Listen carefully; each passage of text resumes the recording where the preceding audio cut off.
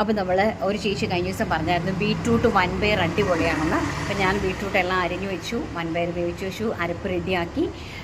അങ്ങനെ ഞാൻ ബീറ്റ്റൂട്ട് വൻപയർ തോരൻ പ്രിപ്പയർ ചെയ്യാനുള്ള തയ്യാറെടുപ്പിലാണ്.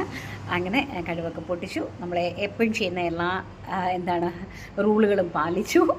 കടുക് വറുത്തു, അതിലേക്ക് വറ്റൽമുളക് ഇട്ട് കൊടുത്തു, അതിലേക്ക് കറിവേപ്പില ഇട്ട് കൊടുത്തു. എന്നിട്ട് പൊട്ടിത്തെറിച്ചു കേട്ടോ ഐസ്, പൊട്ടിത്തെറിച്ചു. കറിവേപ്പില എൻ്റെ മുഖത്തേക്ക് പൊട്ടിത്തെറിച്ചു. ഞാനും പേടിച്ചു പോയി. എന്നിട്ട് ബീറ്റ്റൂട്ടൊക്കെ ഇട്ടു. അങ്ങനെ ബീറ്റ്റൂട്ടിനെ ഒന്ന് തട്ടിപ്പൊത്തി ശകലം ഒന്ന് വേവാനായിട്ട് വെച്ചു. കാരണം എന്ന് വെച്ചാൽ വൻപയർ ഓൾറെഡി ഞാൻ വേറെ വേവിക്കാനായിട്ട് വെച്ചിട്ടുണ്ടായിരുന്നല്ലോ. അപ്പോൾ ഇപ്പം നല്ല ബീറ്റ്റൂട്ടൊക്കെ വെന്തിട്ട് അതിലേക്ക് കുറേശ്ശെയായിട്ട് നമ്മുടെ വൻപയറൊക്കെ ഇട്ട് കൊടുത്തു. അപ്പോൾ ഒരു ചേച്ചി കമൻറ്റ് ചെയ്തിട്ടുണ്ടായിരുന്നു, നമ്മൾ ഈ തോരൻ വെക്കുമ്പോൾ എല്ലാം ഒന്ന് മാറ്റിയിട്ട് അതിൽ നടുക്ക് ഒരു കുഴിയെടുത്ത് അരപ്പിട്ടിട്ട് അതിനെ മൊത്തത്തിൽ ഇങ്ങനെ മൂടി വെച്ചിട്ട് ഒരു 10 മിനിറ്റ് ആ ചെറിയ തീയിൽ ഇങ്ങനെ ആവിയിൽ വെന്താൽ നല്ല ടേസ്റ്റ് ആയിരിക്കുമെന്ന്. പക്ഷെ പറഞ്ഞ സംഭവം കറക്റ്റാണ് കേട്ടോ.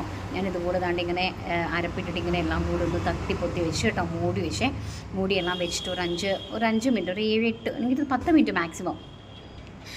10 മിനിറ്റ് ആയപ്പോഴത്തേക്ക് ഇത് നന്നായിട്ട് ഭയങ്കരമായിട്ട് ഈ എല്ലാ അരപ്പെല്ലാം അതിലേക്ക് പിടിച്ച് ആ കറിവേപ്പിലയുടെ മണവും, ആ കറിവേപ്പിലയൊക്കെ ഞാൻ എൻ്റെ മണ്ടയിലേക്ക് ഇട്ടിട്ടാണ് ചെയ്തത്. ആ കറിവേപ്പിലയുടെ മണവും ഒക്കെ ആയിട്ട് ലാസ്റ്റിൽ ഞാൻ അതെല്ലാം ഒന്ന് ഇളക്കിയെല്ലാം കൊടുത്തു കഴിഞ്ഞപ്പോൾ എന്നാ ടേസ്റ്റാണെന്നറിയാമോ, ഭയങ്കര ടേസ്റ്റ്. ഞാനൊരു ശകലെടുത്ത് കഴിച്ചു നോക്കി. എനിക്ക് ഞാൻ എപ്പോഴും ഇടുന്ന പോലെ ചതച്ച വറ്റൽമുളക് ഇടുവേ. എനിക്ക് എല്ലാത്തിനും ചതച്ച വറ്റൽമുളക് തോരനൊക്കെ ഭയങ്കര ഇഷ്ടമാണ്. എനിക്കൊരു ടേസ്റ്റാണ് കേട്ടോ. എല്ലാവരും ട്രൈ ചെയ്തു. ഞാൻ അടിപൊളി, ഒരു രക്ഷയില്ല.